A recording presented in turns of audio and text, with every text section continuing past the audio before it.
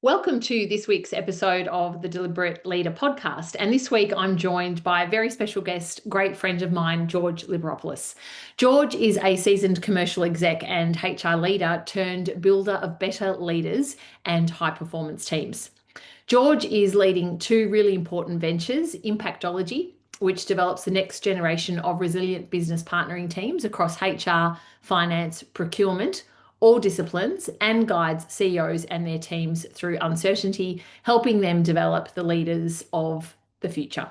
And he also leads an organisation called 𝗵𝗵𝗲, where he's building a HR tech platform that helps early career professionals and first-time leaders grow with confidence in the flow of work while researching how people can set and achieve goals in a fast-moving and tech-driven world. 𝗓𝗏 is a father, proud son of migrants, a football and F1 tragic. Unfortunately, it's Carlton Football Club, for those of you that follow the AFL.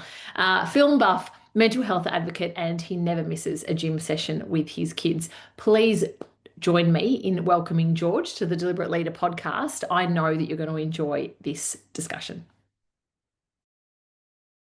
Welcome to this week's episode of the Deliberate Leader podcast. And I'm so excited to be joined by 𝗓𝗏 Liberopoulos. 𝗓𝗏, well, a very warm welcome to you. Rita, thank you.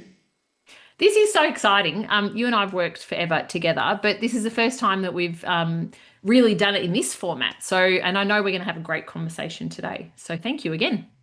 I was really looking forward to this, and I think the listeners will get an insight into the kind of conversations we have in private about all things leadership. Now the world will hear our thoughts. Exactly right. And that's exactly the nature of this. It's what we want to do is be able to bring great leaders to people and really just get an insight into, what sits behind some of that, the leadership context, but also frameworks for you. So I might jump in, 𝗓𝗏. I mean, obviously it's called the Deliberate Leader podcast, so it would be remiss of me to not ask our guests, for you, what are those essential characteristics and traits of someone that you would define as a deliberate leader? Yeah, great question. And Rita, a lot of the work, and obviously having read your book as well, which is absolutely brilliant, and I've shared my thoughts with you around that. I think the whole idea of deliberate leadership, particularly in the world of work today, is really important. I think there's a number of reasons for that. I think the first one is the importance of having that clarity of self.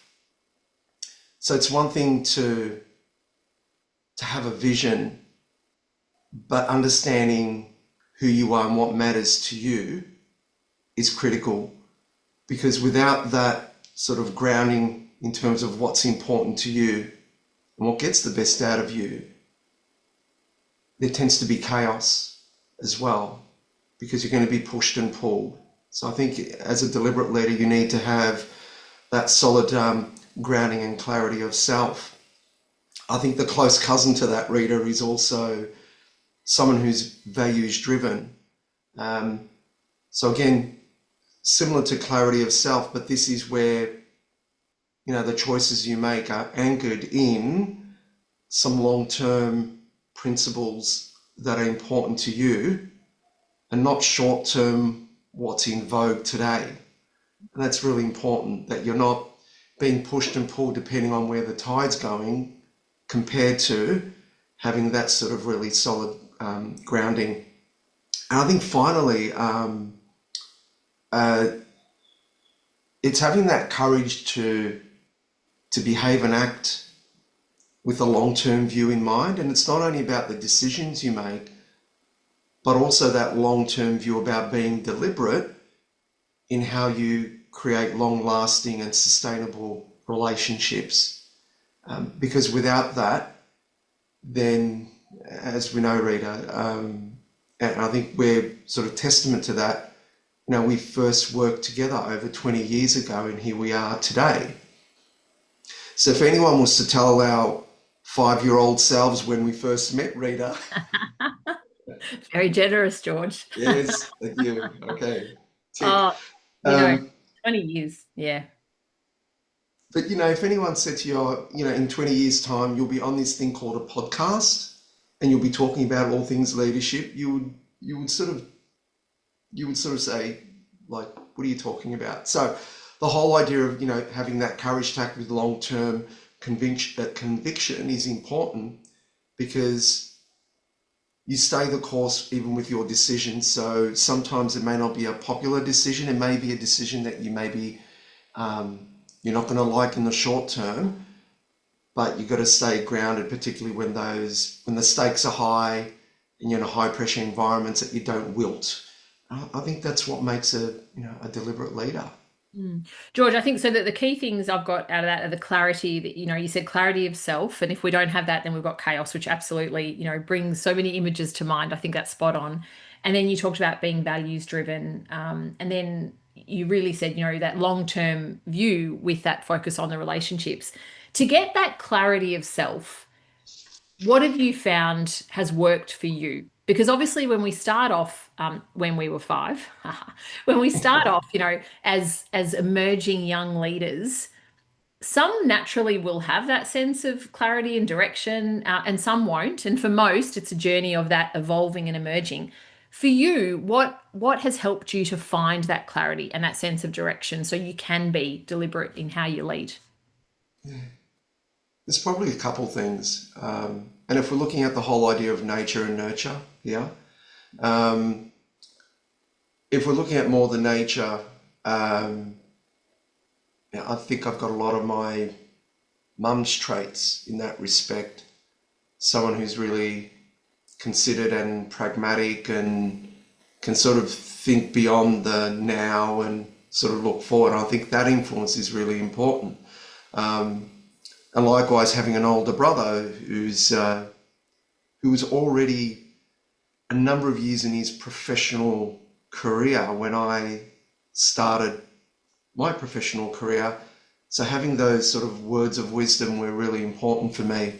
And they were fundamental. It wasn't anything groundbreaking that people would pull out a pen and pencil and say, oh my goodness, George, that is just amazing. But I guess if I look at my mum and my older brother, it was grounded in those truisms that we know, that regardless of whatever stage of growth you're at, when you hear them, they're just right. And I think that's important that you get that. I think more from a nurture perspective, I've been really fortunate that every leader that I've worked with, I've loved working with them. So I've been very blessed in that way, and I've learned something from them. So when you've got that as a solid grounding, that you've got leaders that you can lean on, then your whole journey of self-discovery becomes a little bit easier, because the pressure's removed from that ecosystem where you're allowed to learn, make mistakes, find yourself. And that's important. So I think any advice for anyone that might be starting out their career and finding it a little difficult initially, it's going to get worse before it gets better. So I think it's just having that ability to, and this is really bad advice, trust the process, but it's just trust the process of learning.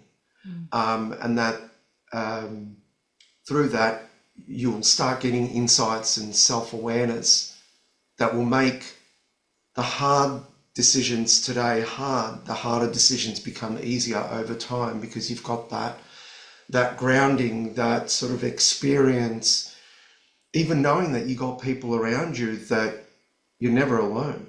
So I think that goes a long way to, when I look at my own journey, I'm making a lot of changes along the way in terms of things that I was doing at the time, and making these 90-degree turns and heading in a hard left or hard right in my career has also helped me be able to be a little more deliberate.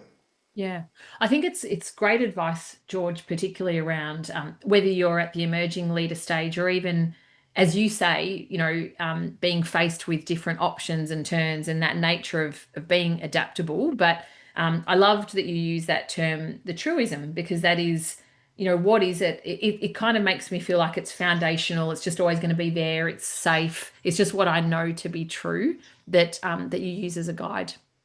I love that. Earlier on, George, you mentioned part of being a deliberate leader for you is not being pushed and pulled with the tide.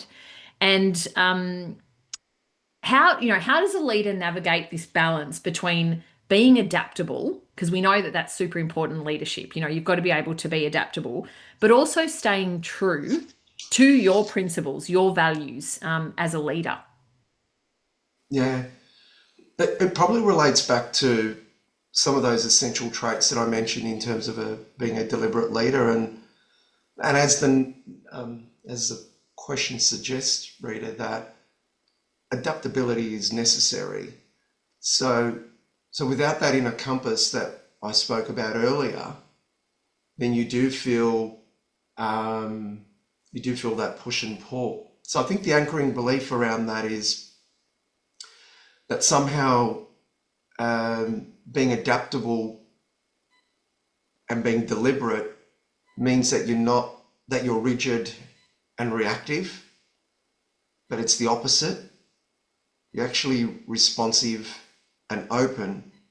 You're just not reacting in the moment.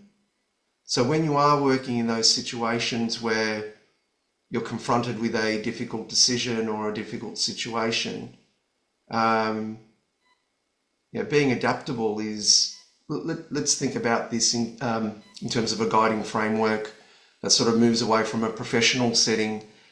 If someone is, think of it like training for peak fitness. You're going to be given a training plan, when your rest days are, what your diet should be, and you work towards that. That's your rhythm. So that underpins everything you do.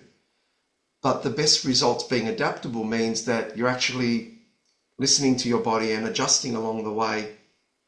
Stress, sleep, life's not static. So adaptability is being able to read those cues as well, Rita, and making sure that you're not being judgmental on yourself as well. That's key, because you're not always going to make the right decision. But a decision, nevertheless, you'll learn something about yourself as well. It's when you start second guessing yourself and start avoiding decisions, even simple decisions, then that whole idea about balancing being adaptive and being a deliberate leader, which I think are connected, but it's easy to think how, I've got to make sure that I maintain both. I think if you are a deliberate leader, you are adaptable. It just comes part of the territory, rather than thinking that it's the opposite, which is just slowing down your thinking. And naturally you think of that. You need to be deliberate. It's like, okay, well, let me think what my next step's going to be. It's trusting your instincts, and that's far more powerful than anything. But you learn that over time, and as the name suggests, trusting your instincts means that you're going to be drawing on the experience that you have at that point, but your instincts might be different next week because you've got a new reference point. There was in that response, George, I guess there's a lot in there around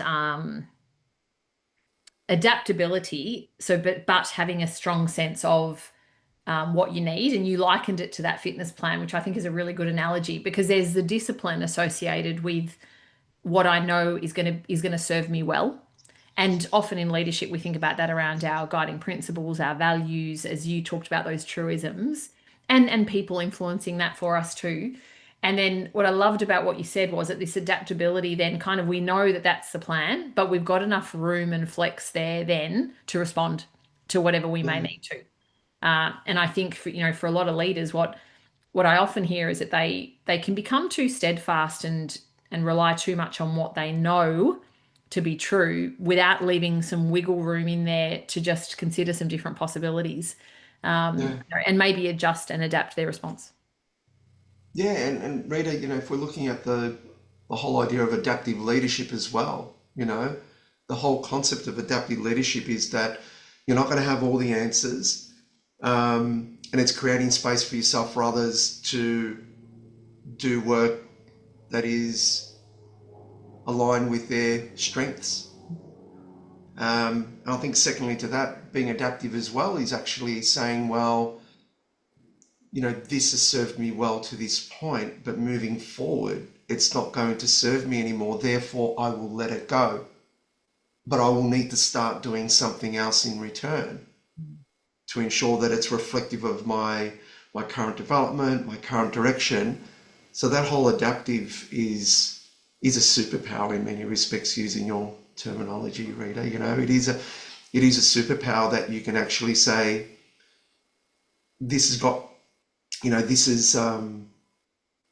this behavior has been a large part of my success to date, but moving forward, I need to let it go. That's pretty powerful. Yeah, and that's shedding the skin, isn't it? As we develop into different leaders and we, at different stages in our career, it's knowing, what served us at one point may not be the thing that we're going to need, going forward, as we continue to adapt. So, George, on that, if you had to think about, challenges or misconceptions that you've observed regarding deliberate leadership, what are they and how do you address or overcome them in your role as a leader? Yeah, I think misconception number one, which I sort of touched on, but it's probably worth going into just a bit more detail, which is deliberate means slow. So I think that's a myth. Yeah. People often confuse thoughtfulness with hesitation. Mm. So, so being a deliberate leader isn't about, dragging your feet and procrastinating. It's about thinking clearly and then moving with precision. So moving quickly once you know what you need to do. And from my experience, the best deliberate leaders are fast, but slow as well. And I think where the speed comes from when you see leaders like that, it's because they've done the inner work. They've done the work on themselves. I think that's important. So it is obviously a myth that, being deliberate means slow. I think the second misconception as well around deliberate is that leadership is all about control. And we know that from an old school perspective, the image of a leader sort of pulling the lever and getting the team to behave in a particular way is very, very old school. But in fast moving systems where you've got these small nimble teams or startups, any form of control is a bottleneck. So what it does is it's counterintuitive to what you want your team to do. But I think there's a converse to that sort of thinking as well in terms of leadership that's about control. And it's where you may have a team where the communication hasn't been really clear to the team and they feel that they need to get permission to think outside the box, to be innovative in the work that they do. And I'm not talking about recreating their job. I'm talking about being deliberate in the way that they solve problems rather than sitting back and going, Rita, you're my leader. I'm waiting for you to give me direction. I'm waiting for you to tell me when I could move with speed. When in reality, a good adaptive leader, deliberate leader has empowered their team to do that. And it means that they move faster. George, you mentioned fast but slow, and I heard you say, it's because they've done the work, and so they have a sense of this true north. Can you talk a little bit more about this fast but slow? Like, what does it feel like to be led by someone who can operate, in that duality of considered, but they don't sit on it too long, but you want them to sit on it for enough time for it to be considered. What does that look like? It's a great question. I think the best way to describe it in practical terms, a great leader, a deliberate leader, has that level of self-awareness. So not only about themselves and their strengths, but also in the way that they can foresee challenges.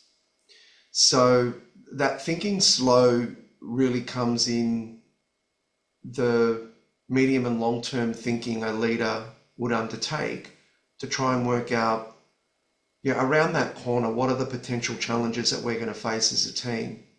And that does give them an opportunity to think slow. It gives them an opportunity to be thoughtful in their problem solving as well. The thinking fast, that's where the work is done, in the thinking slow, that they're able to, a combination of their environment, both internally, a macro environment, the environment within their team, the environment with their stakeholders, the environment of their organization. They've just got this really healthy awareness of where everything is sitting and where potential problems might occur. Where the fast happens is when a potential opportunity or problem is realized, that's when all of a sudden the hard work that they've put in really comes to the forefront, where everyone's going, wow, that was, Rita made a quick decision and it was just so clear and so precise, and Rita knew what she needed to do. So that's one part. But if we're going back to the original question of essential traits of a deliberate leader around being grounded in self and not being pushed and pulled, and firm principles, strong values, that also helps with your thinking fast, because you're not just making a popular decision. Instead, you have processed all the information and made a decision that is right for now. Yeah, thank you. I think it's such an important point. And we know, I mean, Daniel Kahneman wrote a book on it, right? Thinking Fast and Slow. And obviously he talks about the two different parts of the brain almost as operating systems. I love what you've taken us through there, though, around honoring both, because I think we can get into this, it's got to be either or, as opposed to both of them. So thank you for that. You are... Rita, can I just add to that as Yeah, well? I think most leaders, they don't struggle because they don't have the intellect. They struggle because they're running off a script or a series of rules that no longer serve them or the situation they're in.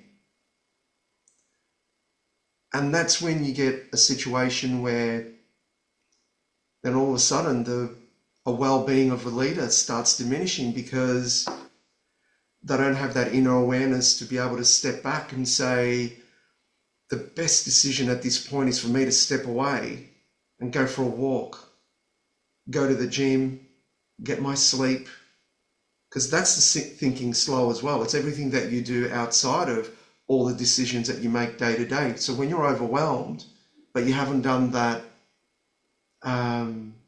you haven't been able to adapt the script to the situation and then take care of yourself as well. It's the recipe for a perfect storm, unfortunately, Rita. And you and I have seen it many, many times where, great leaders get overwhelmed. And again, it's nothing to do with their intellect or their capability. It could be the support they're getting, but it could be also the way they're framing and solving problems as well. Yeah, and I guess, it's also what's happening outside of the normal space where they lead.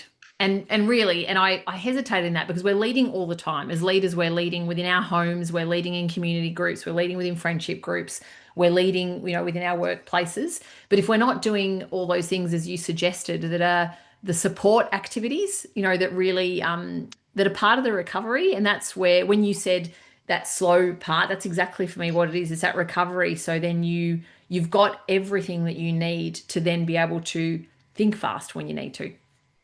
Rita, can I give the listeners a bit of an insight into some of our conversations here? So Rita, how often have we jumped on the phone and we've really quickly spoken about, the work we might be focusing on, maybe some of the challenges, And then for the rest of the conversation, we're talking about our own sort of fitness and well-being Yeah. schedule. Yeah. You and I do that a lot. And Yeah. it's I guess it's an accountability perspective, but not really. I think it's just because we see it as important. Like it is absolutely important and fundamental to be able to show it, and you need it to be able to show up and do what we do. But it's not a really important point here. It's not a show and tell on our behalf. Mm. Let me show you what how I'm keeping myself fit. Our sharing of that part of our structure and ecosystem is in the hope that I may share something that you hear from me that helps you, and vice versa. I've heard things from you in the past that I've taken a mental note and thought, I've got to adapt that and try it for me and see how that works. And it could be little micro habits as well. Yeah, this isn't about sort of big macro behaviors or life-changing decisions here. We're talking about those small tweaks that we make along the way that help us be present, that help us be at our best, compared to, again, our colleagues, our stakeholders, our clients. They don't want to see us, they want to see us at our best. Yeah. Period. Yeah, definitely. So what responsibility do we take around that? Yeah, I agree. And it's good to be able to share that and just and then you're inspired, because those kinds of structures and routines can get boring, and they are often, because it's a bit of a grind. You're doing the same thing. You know that you need to do it, like eating your broccoli, you need to do it, but it's a bit of a grind. So when you can be inspired by what somebody else is doing, I think it's great just to be able to change it up a bit, or even, as you say, just take that mental note and go, I'm going to think about that. I might not incorporate all of it, but I'm going to think about how maybe I could incorporate some of it. How is it relevant for me? Yeah. Where I'm at. Absolutely. Yeah. George, you are one of the best storytellers, and I've seen you and I've heard you share stories, and you share it in such a powerful way. So now, the next question I've got is can you share with us a memorable lesson or piece of advice that you've learnt along the way related to deliberate leadership? And I don't know what you're going to say here, but I know it's going to be good. No pressure. I think this is a real difficult one, because you can sort of focus on individual sort of lessons along the way, and they are really important. But I could probably count on one hand the more memorable lessons about deliberate leadership that I can put a time and place and an individual to it. And they're the ones we cannot forget, that we need to remind ourselves, because it's an accurate reflection of who we are and where we've come from. So with that, as I mentioned, I've had the been blessed with brilliant leaders along the way that I've learnt so much from them. So straight out of uni, I started working at Village Cinemas. When I started working there, I was managing cinemas initially, and then halfway through my tenure there, I moved into what was called the film buying and programming department. So in that role, there was a handful of us that got paid to watch movies for a living. Tough gig. Pardon? A tough gig. Yeah, it was a very tough gig. And here I was working in a role that I loved, with people who I was learning from and really enjoyed their company and considered them as friends. However, one of the most memorable life and career lessons was when a new head of HR started in the organisation, 𝗬𝗵𝗲 𝗵𝗲. And I know both you and I have had the privilege of working with 𝗬𝗵𝗲. But 𝗬𝗵𝗲 is unlike any other leader or individual I've met. She's focused, she's empathetic, she's ambitious, and she knows how to get the best out of her team and those around her, better than anyone that I've experienced. So as the new head of HR, she organised a catch up with me, and I thought, oh, the new head of HR, this is going to be interesting. And we sat down, And Demetra asked a few questions, and she knew of me in the organisation, given I'd been with the organisation for a number of years at that point. Rita, Demetra asked me two questions that I remember to this very day. And the first question was, what are your plans and what do you want to achieve? And I was early in my career and my response was super tactical. I started talking about the here and now, and I was talking about the things that I was working on the day and the things that I was going to be working on next week. And I think that was the problem. I had this short-sighted tactical view, limited vision, although I was ambitious to grow, but I had no direction. So I was happy to go with the flow. As I said, working with beautiful people who I respected and loved my job and loved the organisation, but no vision and no concept of self-development. So those conversations continued with Demetra, and they were life-changing. And at that point there, I faced two hard truths at my career that completely changed the direction of my life, to be honest with you. Number one, I felt I was doing the work, but why didn't I feel like beyond the surface sort of enjoying the role? Why did I feel like it wasn't enough? And the pain point around that is, and a lesson for all of us, is that there is this belief that hard work alone guarantees recognition or progress, and it's not true. The truth is, yes, we crave fairness, but early in your career, what's often revealed is that effort doesn't equal visibility, doesn't equal promotion or advancement, and that's really hard. So then you focus on the kind of behaviours that are very tactical to get the short-term win in the eyes of your leader. And as part of that, you get the dopamine hit and you feel good. And the second truth I faced was, is this really what I want? This path.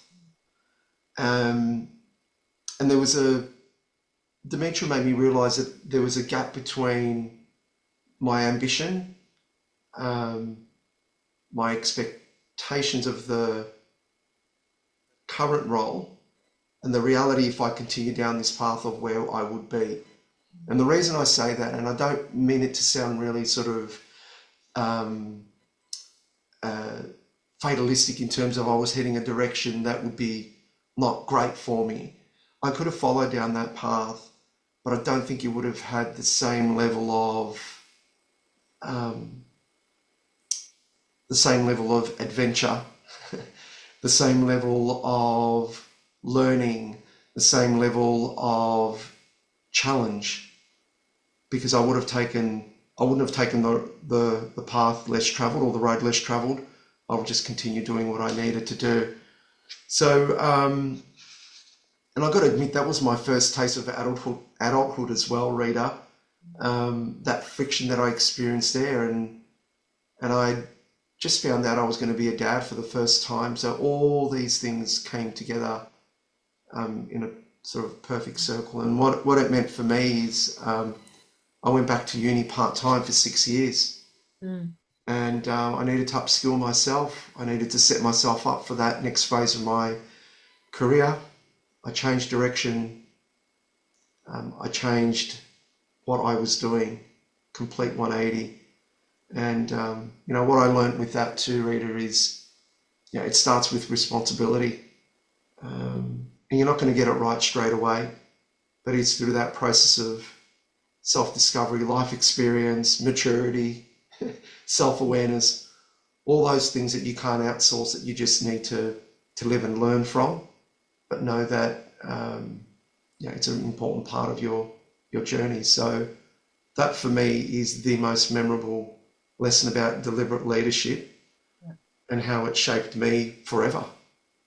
I love the simplicity of that, George, in that. I mean, obviously, for those that don't know Demetra, there's nothing quite like working with Demetra, and I think that can't be underestimated. But I love the the crispness and the simplicity, but the real elegance of the two questions that you say kind of really was the catalyst for the change. And that was, what are your plans and what do you want to achieve? And I love how, you can kind of see early on in the career, as you explained, someone answering them in a more, do you mean today, like this week? And then taking that view of, much longer term, and I love that. I think it's so helpful for people. They are two questions that we could almost ask ourselves every day, and we could ask ourselves every year, and they're still so pertinent because they hit, that nature of planning and what are you doing. So I think they're great, and I love the shout out to 𝗵𝗲 too. She's wonderful.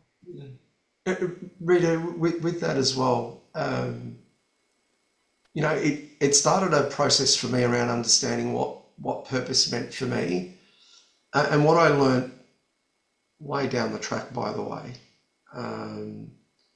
was that purpose isn't, when an organization's got a vision, but they never really achieve the vision, because that's the whole idea of a vision. It's something that's always just outside of your grasp, something that you're always working towards, something that you aspire to, but you never really say, I've achieved my vision. I think when it comes to purpose and self-purpose, purpose doesn't mean that it's something that you're always working towards, or something that, when I find my purpose, things will change.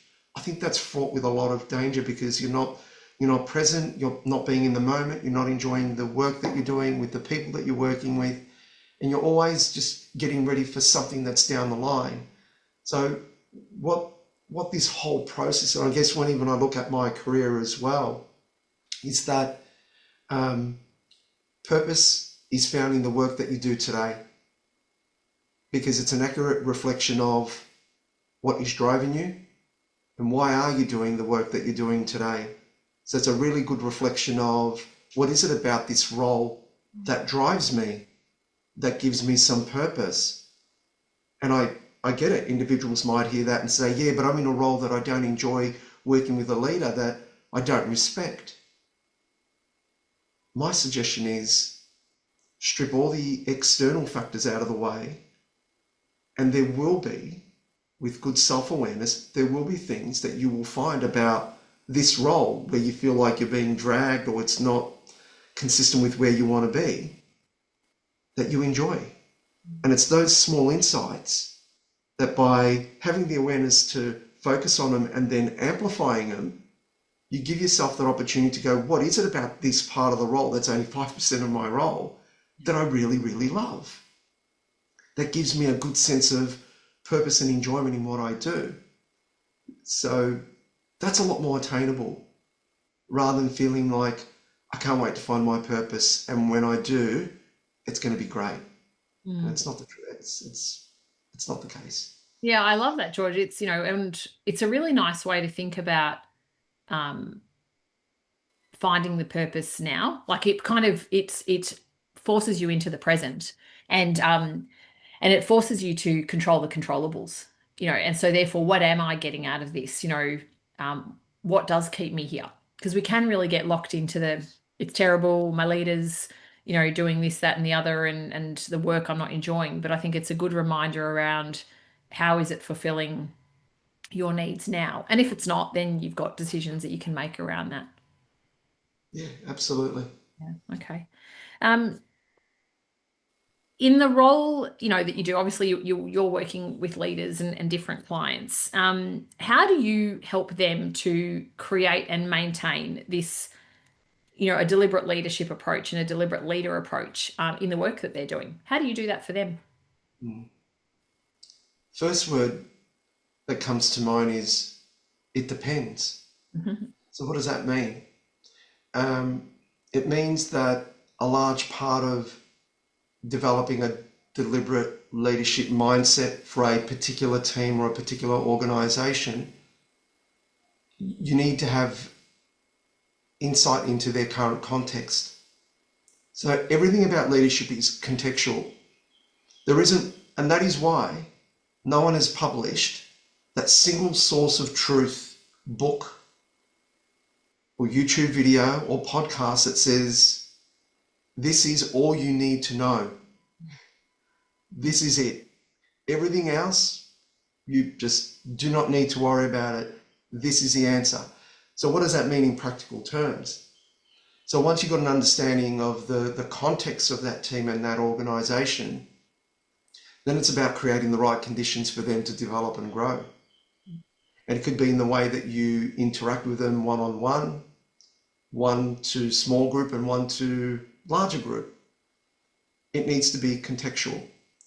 The second part around that as well, which is a core principle of mine, and I've got better at this as the years have gone on, Rita, it's that leadership isn't just about how you behave at work, but it's also how you present yourself outside of work. So having that congruence between who you are at work and who you are outside of work is fundamental. If leaders have a small disconnect there, then what happens is they start trying to create an archetype, a persona of self at work that is not grounded in their own principles and values, but more in line with what they think their leaders or their organization expects of them. So the minute that happens, that's when you start seeing that disconnection from self, where leaders start losing part of their way, start questioning themselves, they start second guessing their own capabilities, and you can call that imposter syndrome, call it what you want, but that separation occurs. So helping individuals find that congruence is really important. So then an extension of that, Rita, just to sort of round that off. So how do you find congruence? Well, firstly, I think it's starting with a shared understanding or a shared language of what good leadership, a deliberate leader, looks like. And it's going to depend on the organisation, their values, their industry, their maturity, their stage of growth. Are they startup, scale up, mature? It's going to depend. So once you've got that shared language around what good looks like, then you're in a position where you can then start teaching them how do we hold each other accountable, rather than it being a team of 8 having 8 definitions of what adaptive means. That somehow you're grounded in those principles, but yes, you will demonstrate those adaptive values in a way that's true to self, rather than following a cookie cutter approach. So that's sort of my approach around that, Rita, and it may not be earth shattering, but we're talking, these are the hygiene factors. You cannot teach advanced models of collaboration and in the way that they operate in the systems and service models without having this really, really bedded down and understood.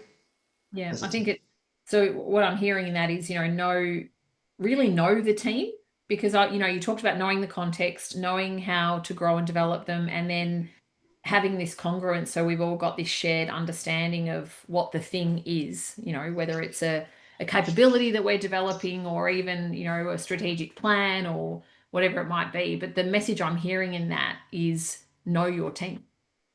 Yeah, absolutely. And there's I think in terms of some go-to practices, if I can leave the listeners with one model.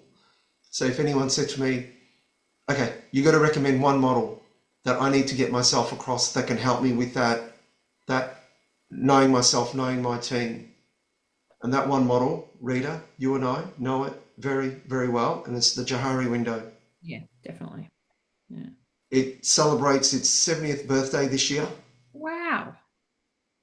And it is more relevant every year that I look at it, for self, but also in the context of the world we work in. And the whole idea of what is the future of work and what it means, start with that. And the core principle of the 𝗂𝗓𝗄𝗏 window is it's a brilliant tool to understand relationship with self and relationship with others. And you're going to achieve that through two ways: what you reveal of yourself and your ability to be open to feedback.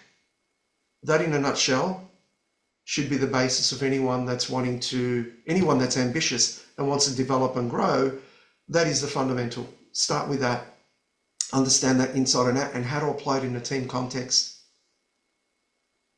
And you'll get that 10x improvement pretty quickly. If you are a first-time leader or even an experienced leader that may not have heard about it, it's groundbreaking. I think it's a great call out, George, around knowing your team. I think it's a nice, accessible model that anyone really can use to, as you say, know yourself better, but also know others, and understanding the impact of behaviour on others. For sure. So, George, I'm going to finish off with we can't have a podcast on leadership without mentioning two letters, AI.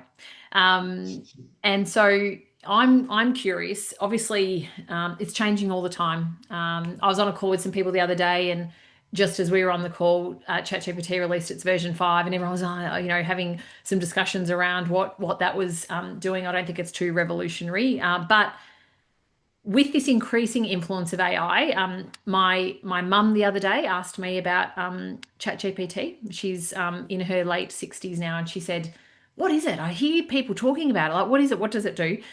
So it's kind of being proliferated through all generations. Everyone, my 10-year-old knows it. My mother in her late 60s knows it.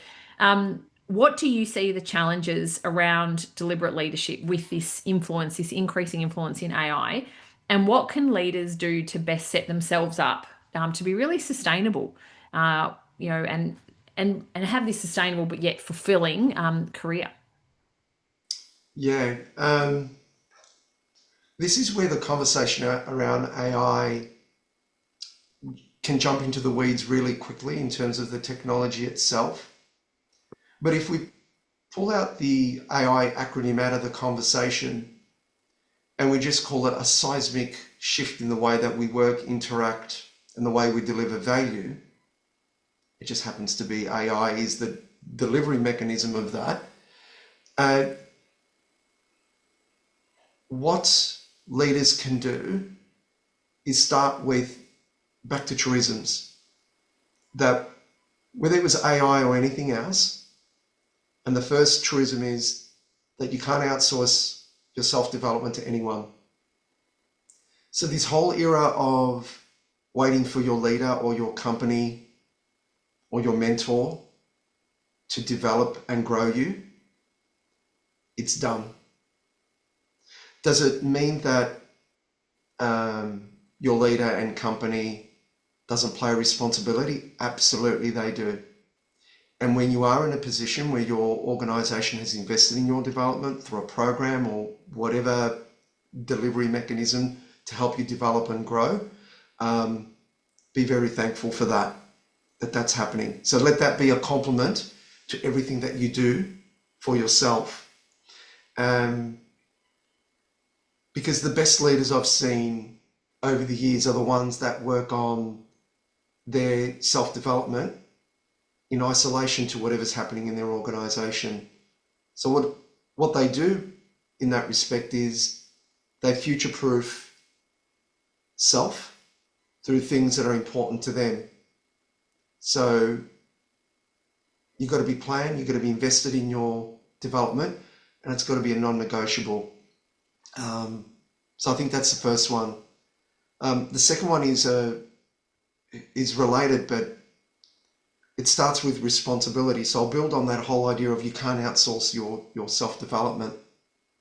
So the whole idea of it starts with responsibility is saying that I can jump into the weeds, more specifically social media, and in the space of 20 minutes, if you search AI and then the algorithm will then start feeding you similar kind of content, it won't take you long before you realize that you're powerless, that somehow AI is coming for you and your role, and it's not.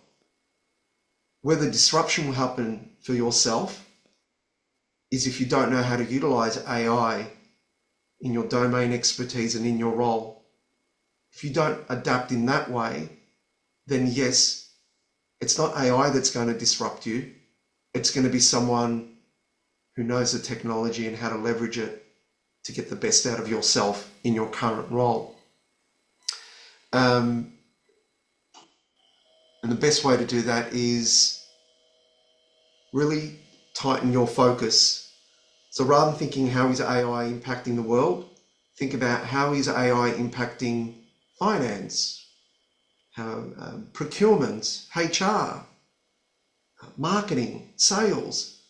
That's your narrowing of your focus. Just fall in that rabbit hole and understand what it means for your area of expertise. And by doing that, then all of a sudden you're going to be in a better position to work out what can I do right here, right now, to understand the technology a little bit better as it relates to my job, and what can I do right here, right now, rather than sort of jumping down the line and getting lost. And that's where the self-leadership comes first. If you want a fulfilling, future fit career, you need to lead yourself. Rather than expecting that development is going to come elsewhere.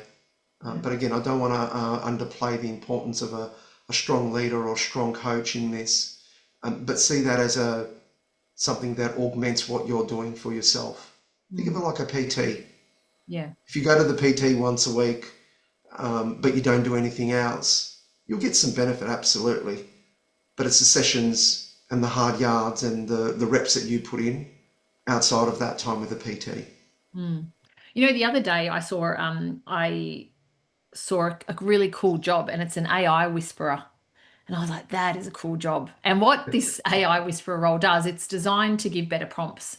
So I love what you're saying there around what I'm hearing, George, in that is that you've still got to have control over it. So, and that, speaks to using it as a partner, understanding what prompts you give it, channeling this AI whisperer, which then it's serving you rather than you serving it. And as you said, we can become powerless to it really, really quickly, only if we let it. But if we kind of remain in control of what we are, the way we're using it, and I think the way we are partnering with it, we are still in control, particularly from a development perspective, as you said. And the research is quite clear. It's not prompt engineering that's going to be a capability that needs to be in place for everyone. It's not prompt engineering, it's problem solving. Yeah, Prompt engineering, read a small hack. When using ChatGPT, if I'm uncertain about the prompt, but I'm clear about what I want it to do, I actually ask ChatGPT to create the prompt for me. Yeah, that's right. Yeah. But that whole idea of problem solving, and back to the whole notion of deliberate leadership, you've got to be a brilliant problem solver moving forward. If that's one skill you double down on, one attribute that you say, if I'm going to focus on one thing for the next 12 months, and you just become a better problem solver, then anything the world throws at us by way of new technology, and when we get the ChatGPT 10, if you've got good problem solving skills, then you're going to be able to navigate through that for yourself and all your team pretty easily. I I'm think confident on that. You're spot on, George. It is going back to those core capabilities, and you've mentioned so many of them. So thank you, George. Thank you for sharing your wisdom and your stories with us, and for being on the Deliberate Leader podcast. Rita, thank you so much for your time. Hey, thank you for joining me for this week's episode of the Deliberate Leader podcast, where I was joined by a very special guest and my great friend, 𝗏𝗏 Liberopoulos. George and I talked all things Deliberate Leader. Some of the key standouts for me were George's belief that, these characteristics that define a deliberate leader are really about character. And he talked about clarity of self, being values driven, and really having that long-term view on relationships. Throughout the conversation, a number of times George mentioned his truisms, but what does he know foundationally to be true and to be that base? And he gave some shout outs to people like his family and other great leaders that he's worked with that have really provided him with a sense of groundedness and these truisms, if you like. We talked about these misconceptions of leadership and I love George's take on, deliberate does not equal slow. Thoughtfulness does not equal hesitation. He talked about moving with precision. And then we had, a lengthy chat about, fast, not slow. So how can, we incorporate this sense of pace and moving and doing what we need to do in leadership, but certainly doing it in a way which is very, very considered. George really then went on to speak about, leadership being very contextual, which I absolutely agree with. And, knowing that it's a focus on growth and development and having this congruence in your value set, which was super important. Lastly, we talked about the two letters that everybody's talking about, AI, and how this is providing a seismic shift in how we work. And we went on to talk about the real capability at the heart of all this. It doesn't matter if it's AI or some other technology that comes our way. It is about the core capability of problem solving. So I hope you've enjoyed that discussion with George. I certainly did. And I look forward to seeing you next time on The Deliberate Leader. Thanks very much.